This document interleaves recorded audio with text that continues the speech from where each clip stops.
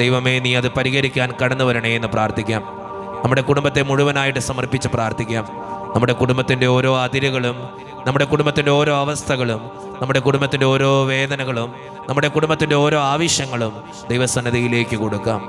മുമ്പിൽ നിൽക്കുന്ന ഒത്തിരിയേറെ പ്രാർത്ഥനകളുണ്ട്. നമ്മുടെ കുടുംബത്തിൻ്റെ വീട് പണിയണം, മക്കളെ കെട്ടിച്ചു വിടണം, നല്ലൊരു ജോലി വാങ്ങിക്കണം, അപ്പനമ്മേനെ നോക്കണം, വിദേശത്ത് പോകണം.